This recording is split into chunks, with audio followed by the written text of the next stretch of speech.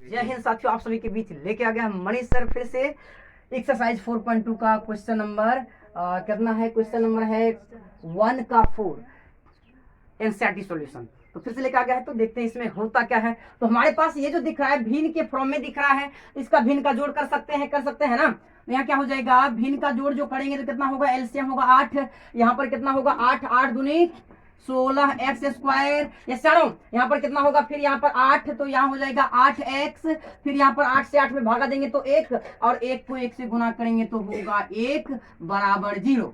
ये चारों हो जाएगा ऐसा। तो हमारे पास कितना हो रहा है पूर्णांक है?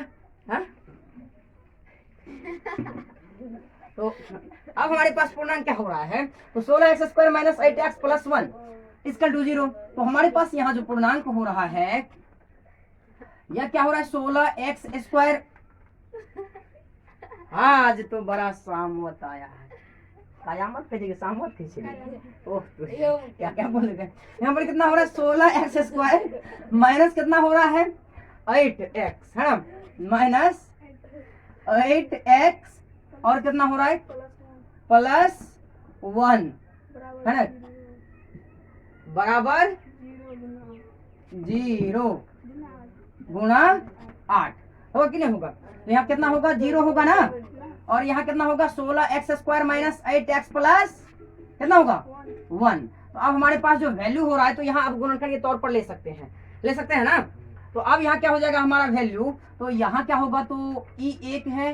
तो क्या बताए थे, जब स्क्वायर से पीछे अगर कुछ संख्या होता है तो उसको गुना किया जाता है। तो 16 को 1 गुना करेंगे कितना होगा 16 होगा, और 16 को ऐसे दो पूर्णांक में तोड़ना है कि घटाने पर या जोड़ने पर ऐसे दोनों स्थिति में से कोई एक स्थिति फॉलो करने पर कितना होना चाहिए 8 होना चाहिए ना।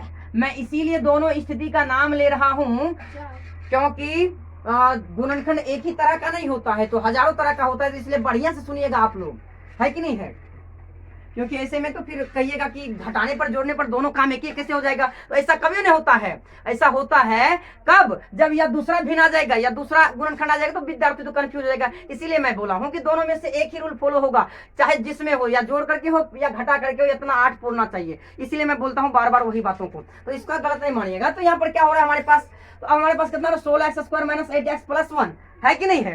तो अब हमारे पास जो वैल्यू हो रहा है, तो यहाँ क्या हो रहा है, तो 16 को गुना करने पर कितना आएगा, तो यहाँ पर 8 पुराना है ना, जोड़ने या घटाने पर, तो किसको इसको गुना करेंगे तो 8 पुड़ेगा। 4 चौके 16 पुड़ जाता है, और 4 को जोड़ते हैं तो 8 हो जाता है, जो यहाँ दिया गया है ना। तो अब हमारे पास जो वैल्यू हो रहा है ये जोड़ करके आ रहा है ना, तो जोड़ करके आ रहा है। लेकिन यहाँ पर क्या होना चाहिए, हमको माइनस में मिलना चाहिए, पूर्णांक 8 मिलना चाहिए ना माइनस में। तो यहाँ पर क्या करेंगे, तो -4 को और -4 को जोड़ेंगे तो कितना आएगा, कितना आ जाएगा, फिर 8 आएगा।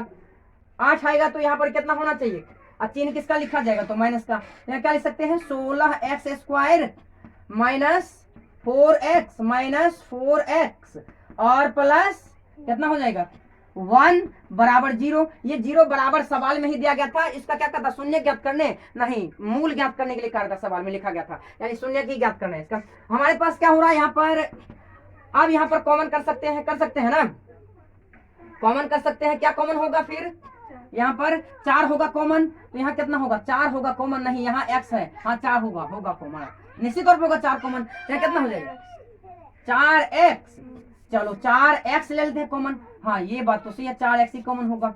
चलो बहुत अच्छा, इतना तो ध्यान रखते सबको। तो 4x कॉमन होगा तो कितना होगा यहाँ पर 4 चौके, तो 4x को 4 से गुणा करेंगे तो 16x² होगा। फिर यहाँ तो ये तो खत्म होगा, यानी कि 1 होगा कि नहीं होगा।